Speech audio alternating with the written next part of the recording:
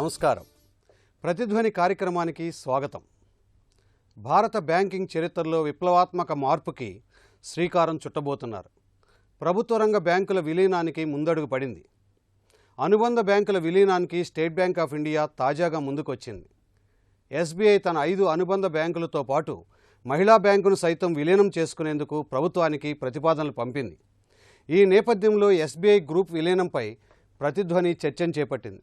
చర్చలో పాల్గొంటున్న ప్రముఖులు ఏఎల్ నాగేశ్వరరావు గారు, బ్యాంకింగ్ రంగ నిపుణులు, ఆంధ్ర బ్యాంక్ మాజీ జనరల్ మేనేజర్ వివికే ప్రసాద్ గారు, వివేకం ఫైనాన్షియల్ సర్వీసెస్ ఎండి, ఆర్థిక నిపుణులు, ప్రొఫెసర్ యు సుబ్రహ్మణ్యం గారు, ప్రముఖ ఆర్థికవేత్త, ప్రొఫెసర్ రాంపల్లి శశికుమార్ గారు, ప్రముఖ చార్టెడ్ అకౌంటెంట్, ఆర్థిక నిపుణులు.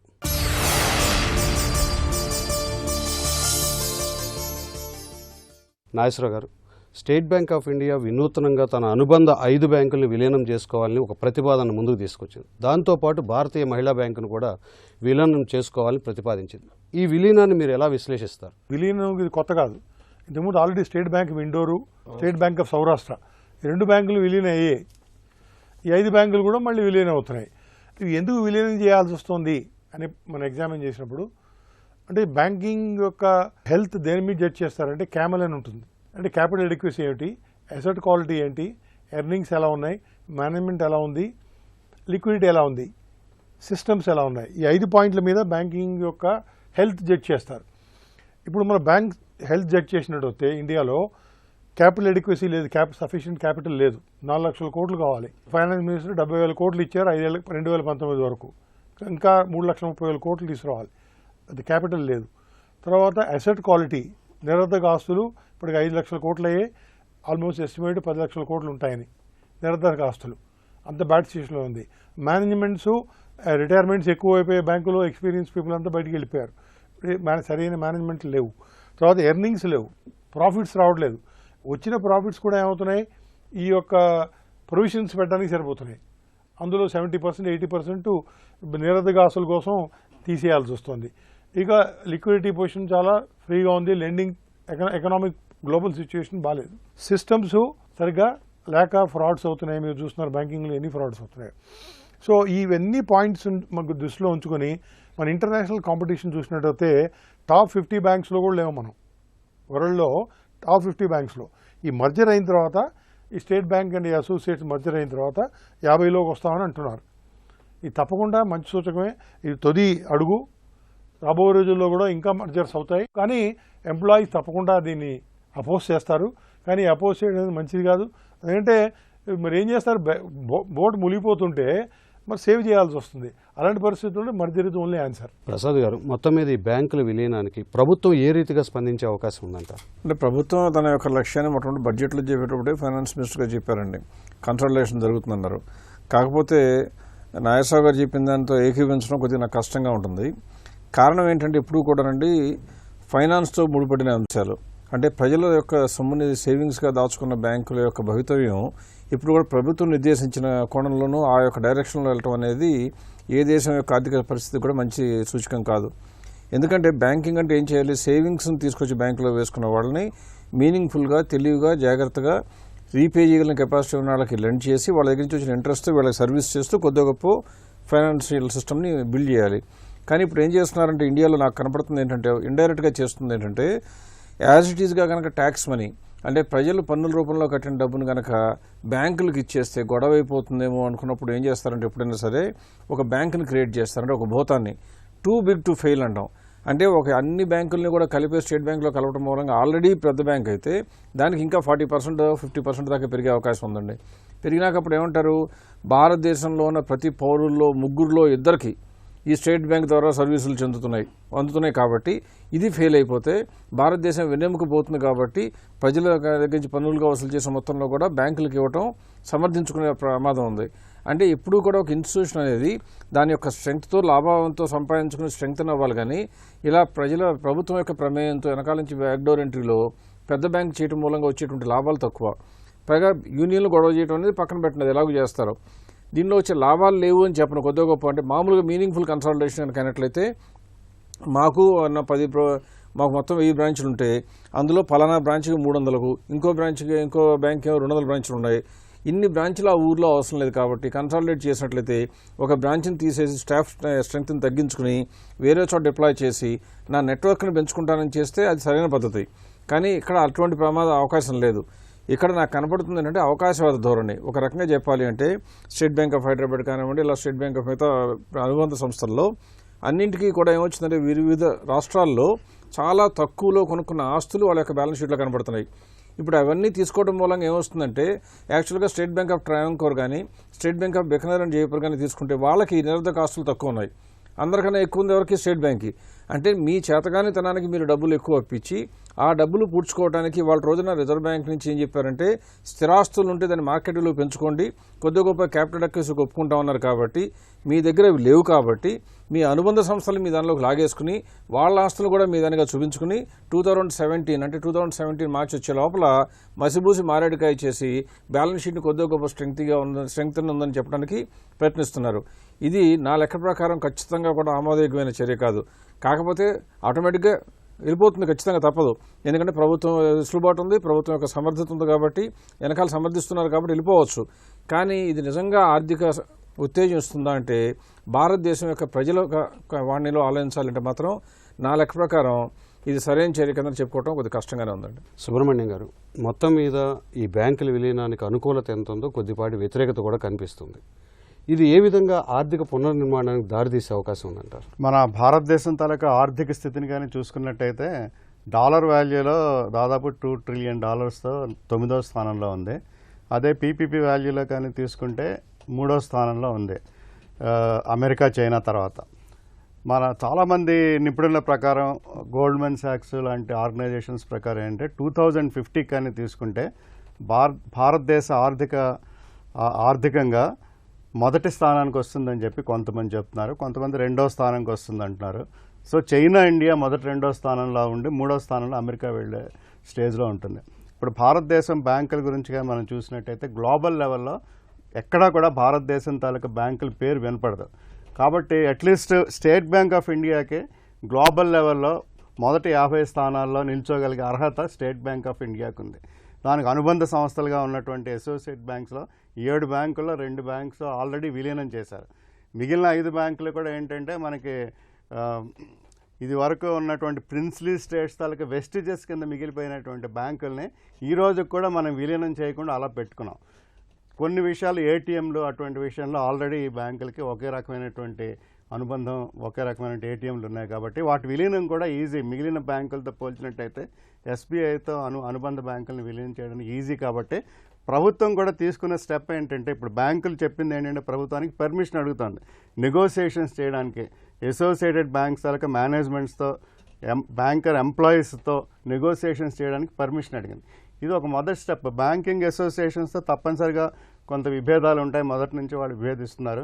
కానీ నేషనల్ ఇంట్రెస్ట్లో తీసుకున్నప్పుడు భారతదేశం తాలూకా ఆర్థిక పురోగతిని కానీ మనం తీసుకున్నట్టయితే తప్పనిసరిగా దీన్ని సమర్థించాలి. బ్యాంకింగ్ అసోసియేషన్స్ కూడా చైనా లాంటి దేశంలో ఏంటంటే అసోసియేషన్ పట్టించుకోరు, ఒక సంతకంతో మొత్తం అంతా విలీనం చేస్తారు. మన దేశంలో వాళ్ళ అసోసియేషన్స్తోని మేనేజ్మెంట్స్తోని కూడా నెగోసియేషన్స్ జరుపుతారు. కాబట్టి సరైనటువంటి వాళ్ళకి ఎటువంటి పొరపాటు జరగకుండా బ్యాంకింగ్ అసోసియేషన్ ఎంప్లాయీస్కి కూడా సరైనటువంటి పద్ధతిలో చేయడానికి ఒక అవకాశం ఇక్కడ భారతదేశంలో ఉంది. కాబట్టి సరైనటువంటి వాటిలో తప్పనిసరిగా బ్యాంకింగ్ అసోసియేషన్స్తో వాటికి సరైనటువంటి ప్రభుత్వం వాటికి ప్రొటెక్ట్ చేయాలి.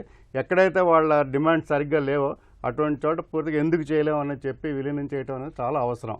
శశికుమార్ గారు, మొత్తం మీద నిర్మాణాత్మకమైనటువంటి అడ్జస్ట్మెంట్ లేదా అనుగుణ్యత ఈ శాఖల విలీనం వల్ల సాధ్యమవుతుందంటారా? అంటే శాఖల విలీనం వల్ల అది ఒక రోజులో సాధ్యమయ్యే విషయం అయితే కాదు, తప్పకుండా దానికి చాలా టైం పడుతుంది. అంతకంటే ముందు ఈ విలీనం అనేది జరగడానికి కారణాలు ఏంటనేది కొంచెం ఎక్కువ ట్రాన్స్పరెంట్గా ఉంటే బాగుంటుందని నేను అనుకుంటున్నాను.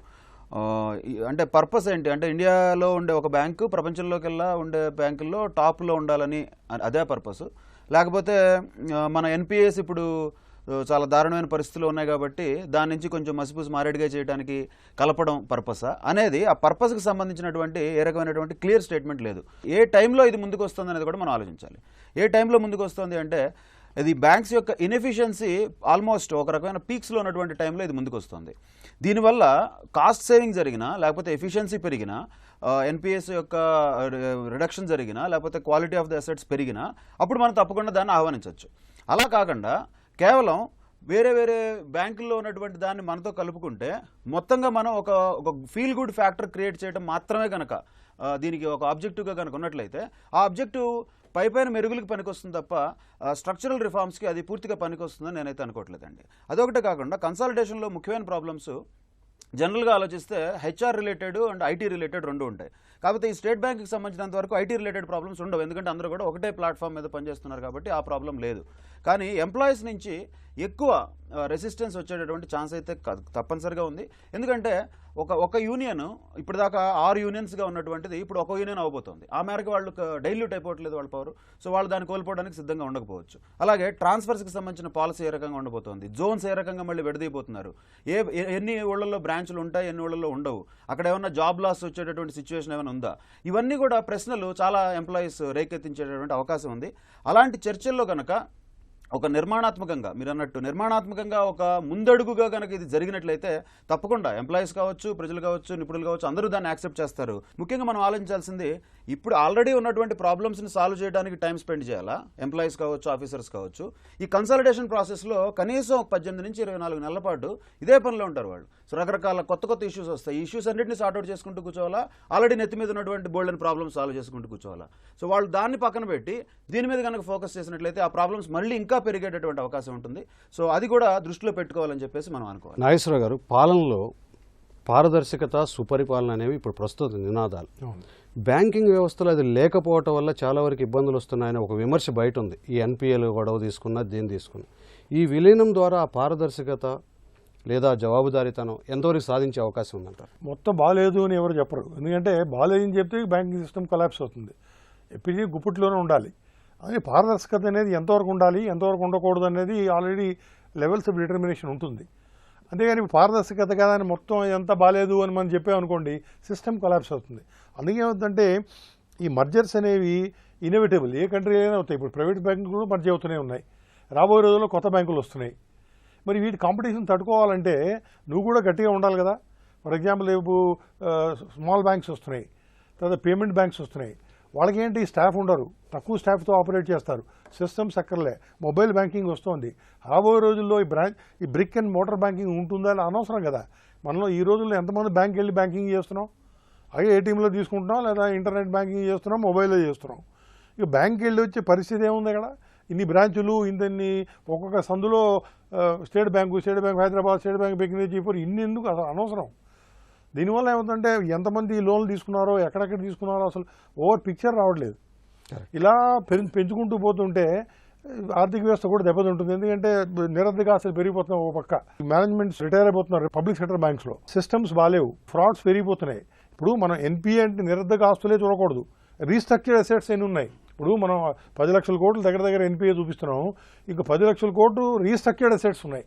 అంటే ఏంటి, వాడు ఇప్పుడు కట్టలేరు కాబట్టి తర్వాత కట్టినాయన అని రీస్ట్రక్చర్ చేసాం. 10 లక్షల కోట్లు రీస్ట్రక్చర్డ్ అసెట్స్ ఉన్నాయి. తర్వాత ఫ్రాడ్స్ ఉన్నాయి, దానికి ప్రొవిజన్ పెట్టాలి. ఇన్వెస్ట్మెంట్స్లో బ్యాంకు క్రెడిట్ అయిపోదు కదా, ఇన్వెస్ట్మెంట్స్ కూడా చేస్తుంది. ఇన్వెస్ట్మెంట్స్ వాటి పరిస్థితి ఏమిటి? ఆ కంపెనీ బాగుంటే ఆ ఇన్వెస్ట్మెంట్లో రిటర్న్స్ వస్తాయి. అవేంటి? ఇవన్నీ ఏంటంటే నివురు కప్పిన నిప్పులా ఉందన్నమాట బ్యాంకింగ్ వ్యవస్థ. అది లోపల ఉండే వాళ్ళకి బాగా తెలుస్తుంది కాబట్టి they are taking steps to merge all these banks అన్నమాట. ప్రసాద్ గారు, ఇప్పటికే స్టేట్ బ్యాంక్ ఆఫ్ ఇండియా ప్రభుత్వ రంగ బ్యాంకుల్లో ఒక ఐరావతం లాగా ఉంది. దీనికి తోడు ఇప్పుడు ఈ విలీనం కూడా జరిగితే మిగతా ఇండియన్ బ్యాంక్ కానివ్వండి, లేకపోతే ప్రైవేట్ బ్యాంకులు, ఐసిఐసిఐ బ్యాంకులు లాంటివి కానీ వీటితో పోటీలో ఎటువంటి పరిణామాలను అవి ఎదుర్కోవాల్సి వస్తాయంటారు? ఎప్పుడు కూడానండి లెవెల్ ప్లేయింగ్ ఫీల్డ్ వేయటం అనేది ప్రభుత్వం యొక్క కర్తవ్యంగా ఉండాలి. అంటే ఒక పక్కన ఆర్బీఐ గవర్నర్ ఏమో ఆన్ ట్యాప్ ఇప్పితే మీకు బ్యాంక్ లైసెన్స్ ఇస్తానేమో ఆయన చెప్తాడు. ఒక పక్కన ప్రభుత్వం ఏమో ఉన్నాయన్నీ కూడా ట్యాప్లన్నీ తీసుకొచ్చేసి ఒకటే చెరువు దూతాం, అందులోంచి ముంచుకెళ్ళని నీళ్ళు అనేది ప్రభుత్వం చెప్తుంది. అంటే రెండు పొంతలేని విషయాలుగా ఉన్నాయి. మీరు నిజంగా అన్ని బ్యాంకులకి పర్మిట్ చేస్తానంటే అర్థం ఏంటి? కాంపిటీషన్ పెరిగి, కాంపిటెన్స్ పెరిగి, దాని ద్వారా కాస్ట్ ఆఫ్ సర్వీసింగ్ క్లయింట్స్ కనుక తగ్గినట్లయితే క్లయింట్స్ అందరూ అంటే మన డిపాజిటర్ అందరూ బాగుపడతారు, అట్లాగే బారోవర్స్ కూడా బాగుపడతారు. కానీ మీరు చేస్తున్నది ఏది? చెప్పేదేమో ఆన్ ట్యాప్ అని చెప్తున్నారు, రెండో పక్కనే కన్సాలిడేషన్ అంటున్నారు. కన్సాలిడేషన్కి ఎవరు ఒప్పుకున్నా ఒప్పుకోకపోయినా కానీ దాని ప్రధాన ఉద్దేశం నిజంగా లాభాలు రావడానికి కాదు, కేవలం మభ్య పెట్టడానికి, అంటే 2-3 బ్యాంకులే బాగున్నాయి అనుబంధ సంస్థల్లో, వాటిని తీసుకురావడం మూలంగా స్టేట్ బ్యాంక్ చేసిన తప్పిదాలని కప్పిపుచ్చడం. పైగా రాబోయే సంవత్సరాల్లో ఎంక్వైరీలు చేసినా ఏం జరుగుతుంది, ఇది స్టేట్ బ్యాంకులో ఇప్పుడు పలానా వ్యవహారం పొరపాటు జరిగింది, ఫ్రాడ్ అంటే అది ఈ బ్యాంకులో జరిగిందా అనుబంధ బ్యాంకులో జరిగిందని ఎంక్వైరీ డిలే అవుతుంది తప్పితే తెలుగుగా సాల్వ్ అయ్యే పని లేదు. దానికన్నా జవాబుదారీతనం వహించవలసినటువంటి వ్యక్తుల్ని తీసి స్టేట్ బ్యాంకులో ఉన్నా ఇంకొక దాంట్లో ఉన్నా వాళ్ళని తీసి పక్కన పడేసి ఏ బ్యాంక్ అయితే అనుబంధ సంస్థ బాగుందో వాళ్ళని తీసుకొచ్చి ఇందులో మెయిన్ డైరెక్టర్ కింద పెట్టుకోవచ్చు కదా, చేయరు. కానీ అన్ని బ్యాంకులు కలిపేస్తారు. సరే ఆ కోణం పక్కన పెడదాం. దీనికి వాళ్ళు నిరర్ధక ఆస్తులు మనం అందరం చెప్పుకుంటాం, దానికే కారణం కింద చెప్తున్నాం. నిరర్ధక ఆస్తులు వచ్చినప్పుడు దాన్ని రికవరీ చేయాలి అనేది ఒక మార్గం. రికవరీ చేయకపోతే ఏం చేయాలి, బ్యాంక్రప్సీ లా తీసుకొచ్చినట్లుగానే దానికి ఎంతవరకు వస్తుందో అంతవరకే తీసుకున్నట్టు ఉండాలి. కాబట్టి ఇన్ని కష్టాలు పడి ఇన్ని రకాలైనటువంటి మభ్యపెట్టే ప్రయత్నం చేసే బదులుగా already asset reconstruction company India limited పెట్టారు. అందులో పెద్ద పెద్ద బ్యాంకులన్నీ ప్రమోటర్లుగా ఉన్నాయి. దానిలో మొన్న ఏం చేశారు, 49% అంతకుముందు వరకు foreign direct investment automatic route అయితే ఇప్పుడు 100% ఆటోమేటిక్ రూట్ చేశారు. అలా ఆటోమేటిక్ రూట్ చేసినప్పుడు సరళమైన నిబంధనలుగానే పెట్టినట్లయితే విదేశాల్లో ఉన్న వేల లక్షల కోట్లు చాలా విపరీతం స్పీడ్లో ఇండియాలోకి వచ్చే అవకాశం ఉంటుంది. అప్పుడు నిరర్ధక ఆస్తుల్లో సగం ఆటోమేటిక్గా మామూలు ఆస్తులు అయిపోయే అవకాశం ఉంటుంది, ఒక మార్గం.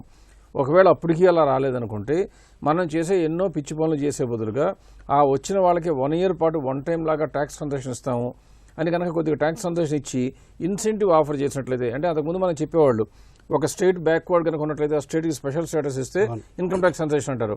ఇలా ఇవాళ రోజు మొత్తం ఒక స్టేట్ కాదు, మొత్తం కంట్రీ మొత్తం దినావస్థలో ఉన్న ఈ రోజుల్లో బ్యాంకింగ్ వ్యవస్థలో పునరుత్తేజం తేవడానికి విదేశీ డబ్బులు కనుక పెట్టుబడికి వచ్చినట్లయితే అసెట్ రీకన్స్ట్రక్షన్ కంపెనీలోకి అందులో వచ్చే లాభాలపై మొట్టమొదటి 2 సంవత్సరాలకి ట్యాక్స్ లేదు అని చెప్పానండి. వెంటనే బోల్డ్ అంటే ఇండియాలో నుంచి మన ట్యాక్స్ పేయర్స్ మనీ బయటకు వెళ్లకుండా విదేశాల నుంచి ధనం ఇండియాలోకి ప్రవహించి ఆ డబ్బు వీటన్నిటికీ సర్దుబాటు అయ్యి బ్యాంకులకి మంచి స్థితిగతులు వచ్చేటుంది. అంటే ఆర్థికంగా పరిపుష్టి అవుతాయి, అందరికీ కూడా సేఫ్గా అయ్యే అవకాశం ఉంటుంది. అలా కాకుండా ఇది కలపడం అనేది నా ఉద్దేశం ప్రకారం మాత్రం ఏ రకంగా సమర్థనీయం కాదు. సుబ్రహ్మణ్యం గారు, ఒక పరికరం ఇవ్వటమే కాక దాన్ని ఉపయోగించడం కూడా చాలా కీలకమైనటువంటి విషయం. ఇప్పుడు ఈ బ్యాంకులు విలీనం వరకు జరిగినా కానీ సిబ్బంది యొక్క సామర్థ్యము నైపుణ్యాలు పెంచేందుకు ఏమైనా ఈ విలీనం ద్వారా అవకాశాలు ఉన్నాయంటారు? అవకాశాలు అయితే ఉన్నాయండి. ఎందుకంటే మనం public sector banks, private sector banks ఇండియాలో కానీ చూసినట్టయితే ప్రైవేట్ సెక్టర్ బ్యాంక్స్లో మీకు ఎన్పిఎస్ ఎంత పర్సంటేజ్లో లేవు, తక్కువ ఉన్నాయి. పబ్లిక్ సెక్టర్ బ్యాంక్స్లో ఎక్కువ ఉన్నాయి. మీరు ప్రైవేట్ సెక్టర్ బ్యాంక్కి పబ్లిక్ సెక్టర్ బ్యాంక్ ఏ రోజైనా వెళ్ళండి, ఎఫిషియన్సీలో తప్పనిసరిగా తేడా ఉంది. మన పబ్లిక్ సెక్టర్ బ్యాంక్స్ ఏంటంటే ఎంప్లాయీ అసోసియేషన్ డామినేటెడ్, వాళ్ళు ఏం చెప్తే కాదనే శక్తి అసలు ప్రభుత్వాలకు లేదు. కాబట్టి మన నేషనల్ ఇంట్రెస్ట్ ముఖ్యమా, ఎంప్లాయీస్ శ్రేయస్సే ముఖ్యమా అన్నది కూడా ఆలోచించాలి. చైనా లాంటి దేశాల్లో ఎంప్లాయీస్ శ్రేయస్ గురించి వాళ్ళకంటే కూడా నేషనల్ ఇంట్రెస్ట్ మీద వాళ్ళు డెసిషన్ తీసుకుంటారు. మనం ఒక బ్యాలెన్స్ చేస్తూ మధ్య రకమైన స్థితిని తీసుకురావడానికి భారతదేశం అవకాశం ఉంది. ఎంప్లాయీస్ కూడా ఎంతసేపు దేశం ఏమైపోతే ఏముంది, మా జీతాలే రావాలనుకునేది కూడా కరెక్ట్ కాదు. దేశం ఆర్థికంగా అభివృద్ధి చెందకుండా ఏ ఆర్గనైజేషన్ కూడా ముందుకెళ్ళలేదు. కాబట్టి వాళ్ళు కూడా కొంతవరకు దిగి రావాలి. ప్రభుత్వం కూడా ఎంప్లాయీస్కి ఎటువంటి అన్యాయం కూడా చేయకూడదు. కాబట్టి నెగోసియేషన్స్ చేస్తున్నప్పుడు వాళ్ళకి అవకాశం ఉంది. ప్రభుత్వం ట్రాన్స్పరెంట్గా ఎంప్లాయీస్కి అన్ని రకాలుగా సహకరించి విలీనంలో ఎటువంటి పొరపాట్లు లేకుండా చూసినట్టయితే తప్పనిసరిగా ఎంప్లాయీస్ కూడా సహకరిస్తారు. అయితే ఇక్కడ ఒక ఇబ్బంది భారతదేశంలో ఉందంటే రాజకీయ శక్తులు కొన్ని యూజువల్గా అపోజిషన్ ఏదైనా మంచి ఉద్దేశంతో చేసినా కూడా దానికి కాదంటారు. ఉదాహరణకి జిఎస్టీ బిల్ తీసుకోండి. నేను ప్రత్యేకంగా ఒక రాజకీయ పార్టీ గురించి చెప్పట్లేదు, అన్ని రాజకీయ పార్టీలకి అదే ఉంది. ఇక్కడ కూడా అటువంటి పరిస్థితి రాకూడదు. దేశ శ్రేయస్సు దృష్ట్యా మన భారతదేశం తాలూకు ఎకానమీ బాగుపడాలంటే కొన్ని విషయాల్లో సహకరించాలి, సైలెంట్గా ఊరుకోవాలి. అనవసరమైన విషయాల్లో అపోజిషన్స్ కూడా జోక్యం చేసుకోకుండా రాజకీయ దృష్టితో దీన్ని చూడకుండా దేశ శ్రేయస్సు దృష్ట్యా ఎంప్లాయీస్కి ఎటువంటి ఇబ్బందులు లేకుండా కానీ చేసినట్టయితే ఇది చాలా చక్కటి ప్రపోజల్. అది ప్రభుత్వం కానీ చేసినట్టయితే ప్రభుత్వానికి దేశానికి కూడా మంచిది. అది శశికుమార్ గారు, ఈ విలీనం ద్వారా జరగబోతున్న పరిణామాలను కేంద్ర ప్రభుత్వం ఎలా చూస్తుంది, ఆర్బీఐ ఎలా స్పందించే అవకాశం ఉంది? ఆర్బీఐ ఇందాక సార్ చెప్పినట్టుగా ఒక పక్క నుంచేమో కొత్త బ్యాంకులకి పర్మిషన్ ఇస్తూ ఉంటుంది, ఇంకో పక్క నుంచేమో కన్సల్టేషన్కి కూడా కనుక పర్మిషన్ ఇస్తే అది డెఫినెట్గా డబుల్ స్టాండర్డ్ అవుతుందండి ఆర్బీఐ కనుక ఆ పని చేస్తే. కానీ ప్రభుత్వం మాత్రం అంతకుముందే క్లియర్గా సిగ్నల్ బడ్జెట్ స్పీచ్లో కూడా అరుణ్ జైట్లీ గారు ఇచ్చారు, కన్సల్టేషన్కి మేము ఫర్గానే ఉన్నాము, ఫ్యూచర్లో కూడా ఇంకా ఎక్కువ కన్సల్టేషన్స్ జరుగుతాయని చెప్పారు. అసలు ఇక్కడ కన్సల్టేషన్కి వ్యతిరేకత, కన్సల్టేషన్కి ఫర్ అనే దానికంటే కూడా ఎందుకు కన్సల్టేషన్ జరుగుతుంది అనేది ఎక్కువ ఇంపార్టెంట్ పాయింట్ అవుతుంది. సో ఇందాక మనం అనుకున్నట్టుగా కొన్ని విషయాల్లో ఇక్కడ యూనిలేటరల్ స్టెప్స్ ఎప్పుడైతే ఒక ఏకపక్షమైన నిర్ణయాలు తీసుకుంటూ దాన్ని ఒక బుల్డోజ్ చేసే విధంగా ఒక తొందరగా కనుక జరుగుతున్నట్లయితే అక్కడ డెఫినెట్గా కొంత ఆక్షేపణలు వచ్చేటటువంటి ఛాన్స్ ఉంది. తర్వాత ఎంప్లాయీస్కి ఉండేటటువంటి ప్రాబ్లమ్స్ ఏమైనా ఉండొచ్చు, వాళ్ళు రకరకాల ప్రాబ్లమ్స్ చెప్పొచ్చు, బట్ అయినా కూడా వాళ్ళ యొక్క ఇంట్రెస్ట్ ఒక పక్కన లేకపోతే ఇంకొక ఇంట్రెస్ట్ ఒక పక్కన అనేది రెండు డిఫరెంట్ సిచ్యువేషన్స్ ఏం కాదు. అంటే ఇప్పుడున్నటువంటి పరిస్థితికి బ్యాంకింగ్ రంగం ఇంత సంక్షోభంలో ఉండడానికి ఎంప్లాయీస్ పాత్ర కొంత డెఫినెట్గా ఉండొచ్చు, కానీ ఈ ఎన్పిఎల్ పేరుకుపోవడానికి ఎంప్లాయీస్ ఏం కారణం కాదు. ఇవన్నీ కూడా పై లెవెల్లో జరిగిన డెసిషన్స్, బోర్డు లెవెల్లో జరిగిన డెసిషన్సే. పెద్ద పెద్ద ఎన్పిఎస్ అన్ని కూడా అక్కడే ఉన్నాయి. అట్ ద సేమ్ టైం వాళ్ళు ఎంతో కొంత కొంచెం ప్రొయాక్టివ్గా యాక్ట్ చేసి కనీసం పేర్లైనా సరే డిస్క్లోజ్ చేయడానికి ఎంప్లాయీస్ యూనియన్స్ కొంత ట్రై చేస్తున్నాయి. సో ఎంప్లాయీస్ని పూర్తిగా అంటే ఇగ్నోర్ చేసేసో లేకపోతే వాళ్ళని పక్కన పెట్టేసో కనుక జరిగితే గ్రౌండ్ లెవెల్లో అది సరైనటువంటి ఫలితాలను ఇచ్చేటటువంటి అవకాశం కనబడట్లేదు. అది కొంత డేంజర్ అయితే ఉంది. తర్వాత ఈ క్వాంటిటీ పెంచుకోవాలి, సైజ్ పెంచుకోవాలి, స్కేలప్ చేయాలి అనేటటువంటి దానికంటే కూడా క్వాలిటీ ఆఫ్ బ్యాంకింగ్ అనే దాన్ని పెంచుకోవడం మీద ఎక్కువ ఫోకస్ బ్యాంక్స్ కావచ్చు, లేకపోతే ఆర్బీఐ కావచ్చు, గవర్నమెంట్ కావచ్చు పెడితే బాగుంటుంది. ఎందుకంటే ఓనర్ వీటన్నిటికీ కూడా గవర్నమెంట్ కాబట్టి డెఫినెట్గా గవర్నమెంట్ దీని మీద ఎక్కువ దృష్టి పెట్టి క్వాంటిటీ పెంచుకోవాలి, లేకపోతే సైజ్ పెంచుకోవాలి. ప్రస్తుతం ఇప్పుడు ఎస్బీఐ 52వ స్థానంలో ఉంది ప్రపంచంలో. ఇదంతా జరిగితే 45వ స్థానంలోకి వెళ్ళిపోతుంది. ఓకే, వెరీ గుడ్, 52 నుంచి 45కి వెళ్ళాం. కానీ దానివల్ల ఏం ఒరిగింది? అదొకటే కాదు కదా. సో క్వాలిటీ ఆఫ్ బ్యాంకింగ్ బాగుందా, లేకపోతే ఓన్లీ మనం ఒక సైజ్ను ఒకటే చూసుకుంటున్నామా అనేది ఆలోచించాల్సిన అవసరం ఉంది. సో ఇలాంటి పరిస్థితులన్నీ కనుక కన్సిడర్ చేసినట్లయితే పెద్దగా ఉంటేనే అదేదో బాగుంటుందనో, లేకపోతే ప్రపంచ రంగం బ్యాంకులతోటి మనం పోటీ పడాలంటే మనం కూడా ఉండాలనో అనుకోవాల్సిన అవసరం ఏం లేదు. అలా కాకుండా క్వాలిటీ కనుక దాని మీద ఫోకస్ చేసినట్లయితే తప్పకుండా ఈ కన్సల్టేషన్ మంచి ఫలితాలు సాధించే అవకాశం అయితే ఉంటుంది. కానీ దానికి తగ్గ జాగ్రత్తలు కూడా తీసుకోవాల్సిన అవసరం ఉంది. బ్యాంకింగ్ రంగంలో కొత్త శకం ఆరంభానికి విలీన ప్రతిపాదన నాంది కానుంది. అనుబంధ బ్యాంకుల విలీనంతో స్టేట్ బ్యాంక్ ఆఫ్ ఇండియా బలమైన బ్యాంక్గా రూపుదిద్దుకోనుంది. అంతేకాదు, మొండి బాకీల సమస్యకు పరిష్కారం దొరుకుతుందన్న అభిప్రాయం సైతం వ్యక్తమవుతుంది. ఇది నేటి ప్రతిధ్వని. నమస్కారం.